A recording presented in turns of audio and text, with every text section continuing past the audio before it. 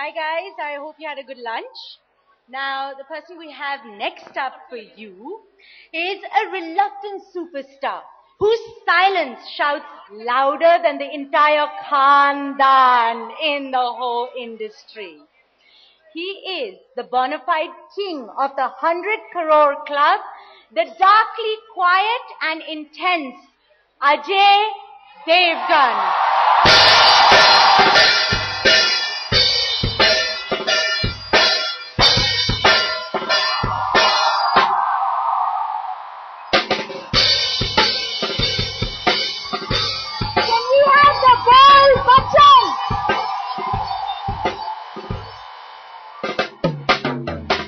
Hello everyone.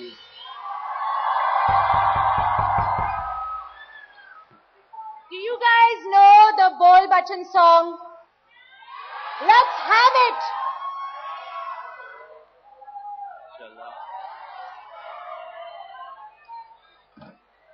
No one knows it?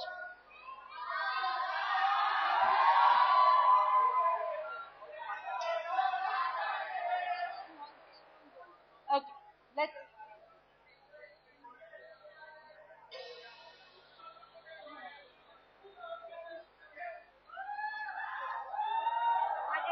Before you get mobbed even more, let's have a little sleep.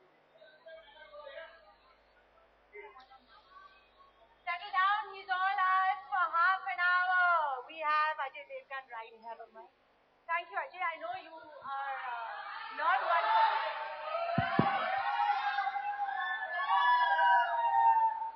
Oh, you can't hear me. Here. As I was saying, we have him all for half an hour, guys. So settle down. He's going to be yours. Now, Ajay, I know you don't like public appearances, so thank you doubly. Thank you very much for being here for this.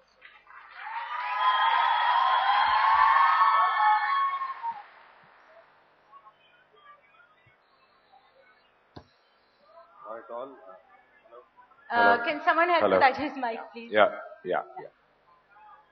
She's been scaring me since quite some time backstage that, scaring me about y'all that we have a very dangerous audience and, they're going to ask you a lot of questions. And so I'm petrified right now.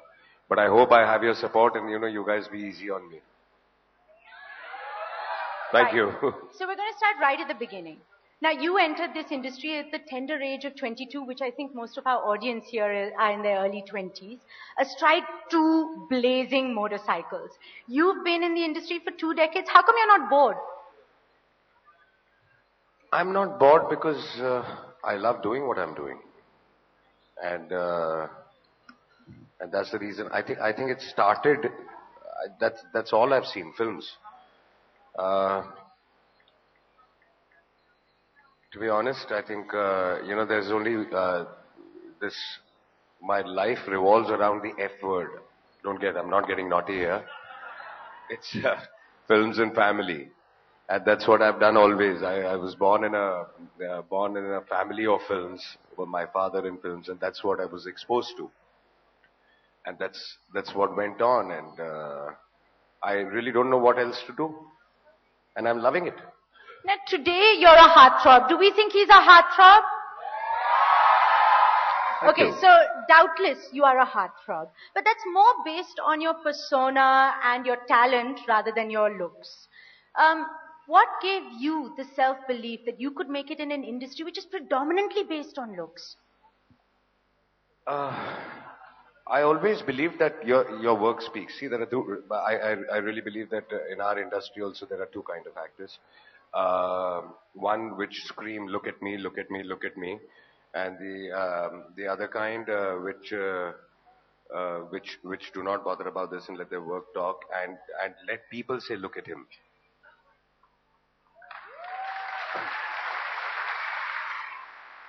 So I think all of y'all, I mean, in future also, when you guys start work and grow up, y'all should be confident enough of knowing what you're doing and how to do it, and you should do it. And that's all. You should not bother about what others are saying because you know exactly what you are and what you're capable of, and you should do it. But when, as you said, this industry has so much look at me, and everyone around you is shouting louder than everyone else that we are part of the 100 crore club or that our film is the biggest or I'm the best. And you don't feel ever that, okay, the pressure, I also have to do this, that I also have to at some Scream, point. look at me, look at me. No, I don't need to. I've got a bad throat, so I don't like screaming any which ways. No, your work speaks. If we talk about the so-called 100 crores and things like this, so I have my films in it. In fact, 3 films in it, but I don't need to, scream and say it. People Even know. in today's day and age where, the media is so strong and you have to promote a film before a film comes out. I mean, those things didn't really happen when you started out that much, right? Even Yeah, when today we you don't started, feel the need. there was no television except for Doordarshan, and we used to wait on a Wednesday. I think on a Wednesday there was a Chitrahar coming. If This you audience guys, is not this going to know audience that. is not going to remember, but there was no television, guys, and we had nothing and to promote also. So there was just one Wednesday that a film song used to come, and you used to wait that your song is going to come on this Wednesday for that half an hour slot. Apart from that, there was no promotion. Now, of course, you are very successful, and especially lately. You've had, one success after another. But you've also tasted a lot of washouts. You have tasted failure. What or who have you turned to in those low moments to keep yourself going? But I guess I've been very, very lucky in that scenario that, I never had to taste failure. Films work, films don't work. But there was never a situation, in fact, I was reading an article where I was pointed out, somebody had written that in the past 20 years, I think there's only 1 year or something I've not had a hit. Otherwise, all 20 years, if I've had a flop, I've had a hit. So every year there's been a hit. So I guess I've been very lucky. So you've never had low points. You've never had because you've had it. And I'll tell you something. I really didn't bother. It has being very honest. It has started bothering you now. In the 90s and 5 years back also, we never used to. We were just working. We were just doing what we wanted to do and enjoying life, because there was nobody trying to say, this one is over and out, or this one's doing better, or this one. Nothing was there. We were all friends, having fun, working. There was not so much of media, so there were no pressures. So it's our fault. I guess. The media's fault. You're not letting us work. No, but what has changed then? Why are you bothered now? Does it concern you now? Because I think so. You start getting concerned. But that helps you also. Then you make an effort and you try to do better. So in the old days, you would just choose any film that you felt like, not think too much about it. And it was like picnic. I mean, you see the films in the 90s, and they used to work also. But then now the audiences have also become smarter with the exposure, and so they also reject if there is something which is not up to the mark. You said that in the old days you had a lot of fun. Now also you tasted fame and fortune at the tender age of 19. 19. Okay.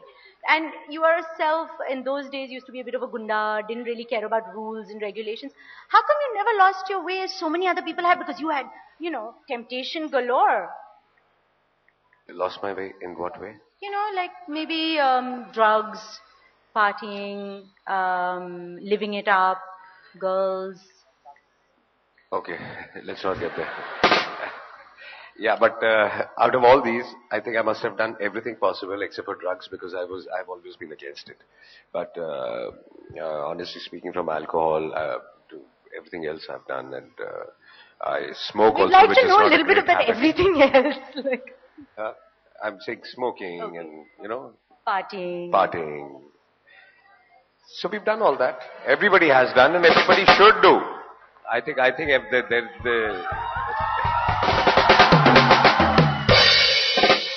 I think you should try everything in your life. I'm not talking about drugs, though. I'm trying to say is enjoy your life. So when you have to settle down, you really settle down and not regret that, I didn't do this. And then start doing those things at the wrong age. You can't start womenizing and things like this after you're 30 or 40, and, they ruin other people also with you. So everybody needs to do something, and if it happens in their teens, they grow. This is a great thing, right? And especially for this audience that, okay, fine, live it up now. But there's always that danger that you do live it up. How do you not go overboard? Yeah, because you should know where to stop, and if you don't know where to stop, you should not start. Did you know where to stop? I guess so. That's why I'm here today. Now, you also wooed very successfully the reigning sweetheart of the industry. I'm sure this audience would love to know your love mantra. I guess it just happened, right? No, sorry, you can't get away with that. It was not planned. It was really not planned. It's just that you meet somebody and then you like each other, and we never went into that scenario of who's wooing who, and we started seeing each other, and after a year or two we realized that we should get married. So you're saying who's wooing who? Kajal wooed you? Maybe. No, but really don't know. It happened both ways, I guess. It was just a natural process. It was very normal. There was no effort. And I think it works best when there is no effort. Because when you make an effort, then you have to make an effort all your life. You can't force yourself. And it's very difficult to put on that and keep that effort going. So it has to come out naturally. And what is your raz of not giving into temptation? Because in the industry that you are, of course in any industry, but more so in your industry because you're away for long periods of time, you're surrounded by young, pretty things who are happy to throw themselves at you. How do you stay away from temptation?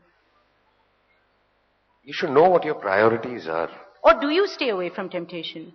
See, either I stay away from temptations or either I'm too smart that you can't catch me. Okay. No, but I think you should know what. That's exactly what I said. When you've gone through a lot in life at the right age, then you don't waver now. So that's what I was saying, that you should see it all and then go ahead and settle down in life. So you feel kind of like you've so there is not so much temptation. Not so much, but there is. There's always temptation for everything. Now, a stereotypical macho Punjabi man wants his, and I say stereotypical, wants his girlfriend to reprioritize her life when she becomes his wife. But for you, where have you found the security that you're completely okay with Kajal romancing other men on screen? Which we think is fabulous that he's done this, right? See, when you really believe in each other, you know each other, you trust each other, then these are very, very little things. You should not bother. And I think the morals and my upbringing was quite similar to Kajal's, and that's why we gelled and we believed in the same things. So we did not want to have the need to explain each other that you should be doing this or I should be doing this. So there was never a conversation. Ajay, I need to go back to work. What do you think? Not really, not at all. For one, I never stopped her from work when we got married. It was her decision. To stop because she said, I'm tired, I don't want to work anymore. And then one day she decided, okay, now I want to start working. And then she had a child and she said, now I don't want to work for some time. So it's her call always. And you have that understanding. And honestly speaking, that we both do not discuss our work at home. Because once my work is done, I come home and I hate discussing work. So at home, I never carry So a typical dinner table conversation in the Devgn household would entail what? The past couple of years has just been kids. Because once you have kids and, you want to spend as much time possible, you're on outdoors, you're working, and the only fights if Kajal and myself we have is that, we spend less time with each other and more with kids. But that's how life is, and that's how you grow, and that's how you move on. Are you an involved father? I guess so. I really like spending time with my children. I spoil them. I do whatever I want. I mean, it's just, as I told you, it's just films and family. So I finish my work and I'm back to my children. And do you and Kajal agree on parenting? Not totally. I spoil the kids, she doesn't. Oh, so she's the disciplinarian? Yes. And you're the good cop? Yes. That's why I guess the children love me more. Now you're actor, producer, director, national award winner, father, husband, son, flirt. Am I missing anything? Singham, lion, okay. What title sits best with you?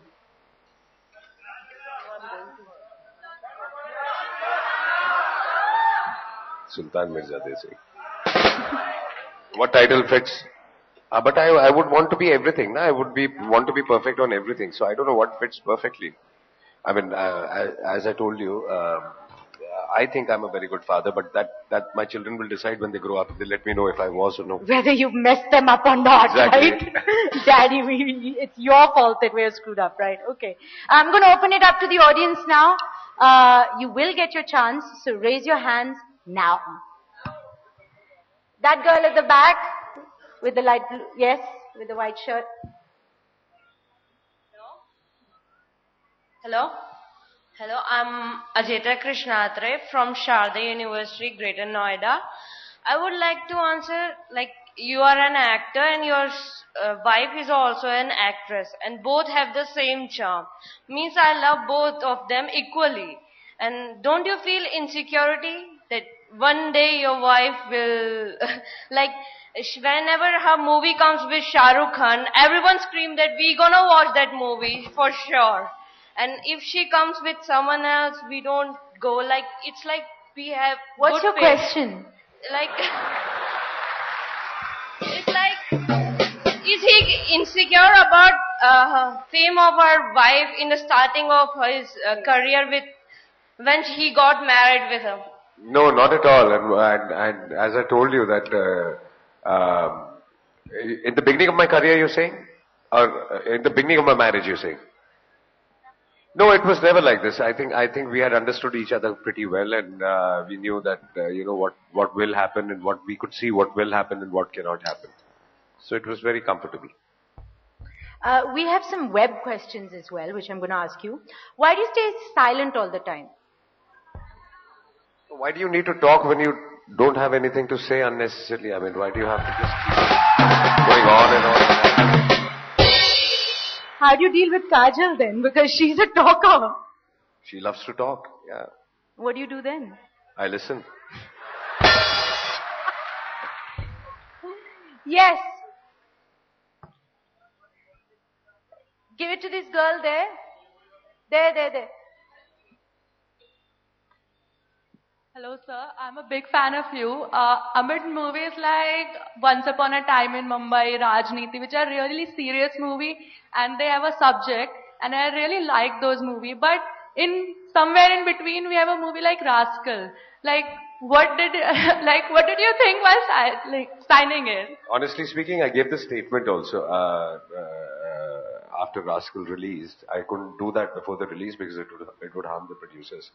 But I said I'm sorry and I will never do films like these, which I thought was because I think that is the only film which was kind of little vulgar which I did, and I want to do clean family entertainers in whatever form. So I had made this statement that I made this mistake and I'm really sorry and I'll never do it. Okay. The gentleman here in the striped shirt. Can you please just show your tattoo on your chest, please? Yeah! He wants to see your tattoo, so do I.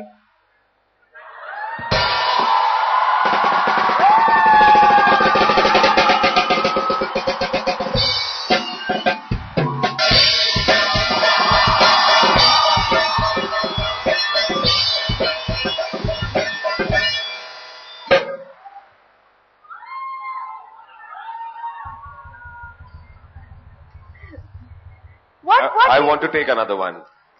Another one? Yeah, because here is my daughter's name. Oh, So I have to take my son's name. where will you get it? On my arm, I guess. What made you get this tattoo, the big one? I really don't know. I think we were on an outdoor for all the best and with Sanju and Rohit, and both of them had tattoos and they were like, why don't you take one? And it went on and they called somebody and then we decided to just do it. Are you happy with it? I'm very happy with it. Oh, so now you've got into it, right? So Yeah, I want to take one more. one more and that's it. Yeah, that's it. Unless you have another baby. No, my wife is saying she wants her name also, so that's why I'm Oh yeah. How can not you? taking another one right now. I'm free. You mean you don't want to put Kajal's name No, I'm there? not saying that.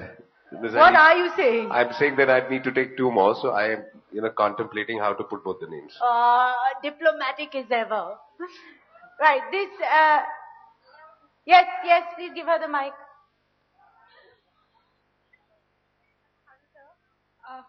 Yeah. Hello, sir. I wanted to know where do you see the film industry and yourself in the next coming 50 years? 50? 15, 1-5. 15. Thank God. Or 50. 50, I can talk about the industry, not myself. I don't know. I think the industry is doing very well and growing, and with the market growing and with the theaters spreading and multiplexes is coming in, the business is growing, and I see very good things for the film industry. And myself, I don't know where I'll be. I think I'm going to be here because I know nothing else, and either I'll be making films or I will be acting in films, but I will always be here. Is it a good place to be, the film industry? I know it's the only thing you know and that was your family, but is it a good place? The fact is, what is a good place? There's no good place on earth. I mean, there are good people, bad people everywhere.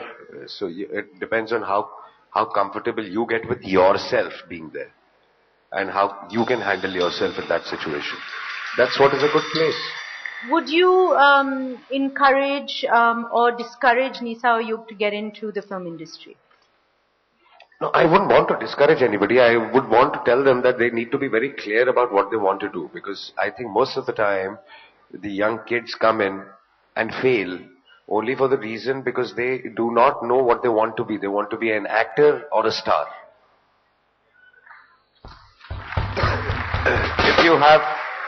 If you have passion for the work, then only can you succeed. But if you just look at, I want to be a star and not an actor at all, I don't think that works. So if you love your work and you want to do that job, then you come here. Otherwise you don't come here because you see that, I want to be a star and I'm going to enjoy this and that and blah, blah, blah.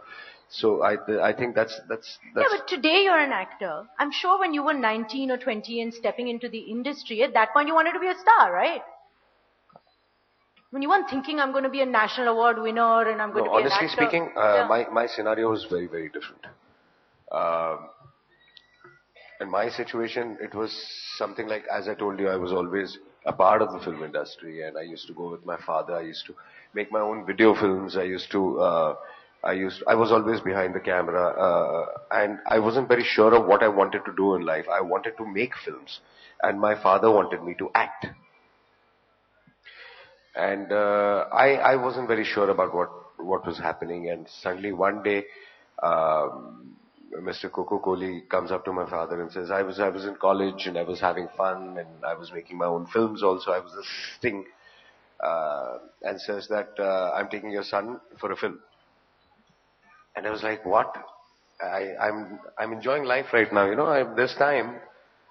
And they practically forced me, and within 1 month I started shooting for a film. And throughout the film, my attitude was, if it works, otherwise I'm not going to move around with my portfolio and, ask people to give me work. And luckily, I've been very lucky that it worked, and that was Pular Gante. And if it hadn't, have you ever thought about that? I don't know. I mean, it's very easy to say today that, I wouldn't have done this and that, but I don't know what I would have done in that scenario. But at that point of time, I really believed that, I would make films. I would, it wasn't that, okay, this is the end of my life. It wasn't like And this do you at all. see yourself in this industry making and being all parts of the film industry for a very long time, like till the end of your life? Do you see, is that what you'd want, or would you like to retire at some point? I would like to, I don't know. When you think about that, you're overworked and you want to get back home and you want a break, you take a break for a couple of days, and after that you don't know what to do and you want to get back to work. So I think you need to work all your life. That's what I feel, and I'll try and do that as much as I can. Even though you are an actor who leaves his work at work, you're not one of those actors Yes. who gets into the method of Nothing. the character and stuff. You go on No. set, you perform, and Yes. and you leave your work at work, and still it's your life. But I mean, for that much period of time, I love my work, what I do. Okay, last question, guys. Someone from up there, right? Wait for the mic. There's one behind you. Sir, I wanted to ask one question into two parts. My first part is, how much do you think your career has come to this level, and destiny and hard work has played what role? Which has an importance? I wouldn't say completely that I don't believe in destiny. I do believe in destiny. I think I think destiny is like, seeing the path.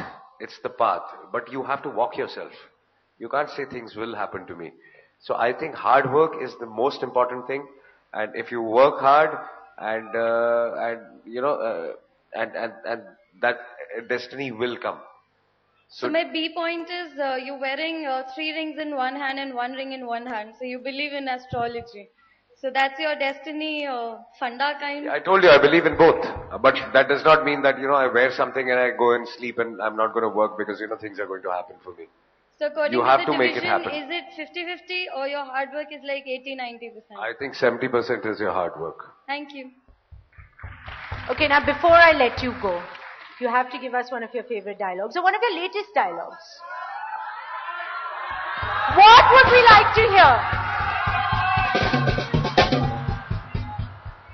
I have no idea. Bol Bachan dialogue. Okay, enough, quiet, silence. Silence. Roll camera. Action.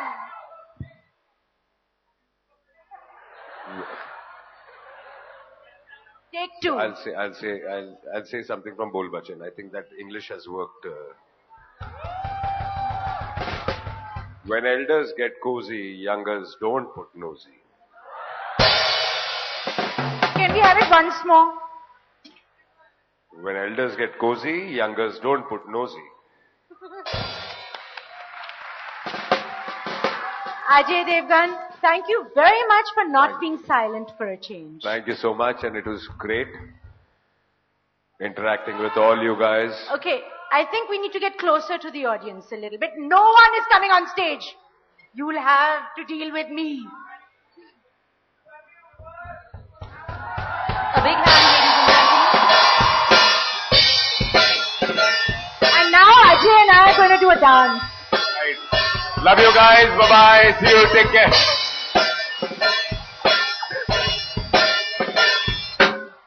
I request both of you to stay on stage while I call upon Ms. Pooja Jain, Executive Director, Luxor Group.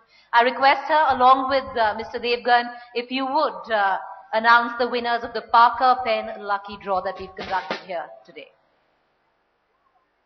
Oh, I'm too short for it. It's fine.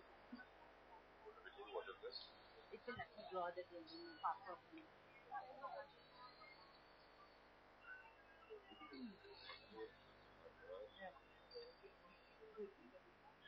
That's Madhur Bhardwaj, JP University.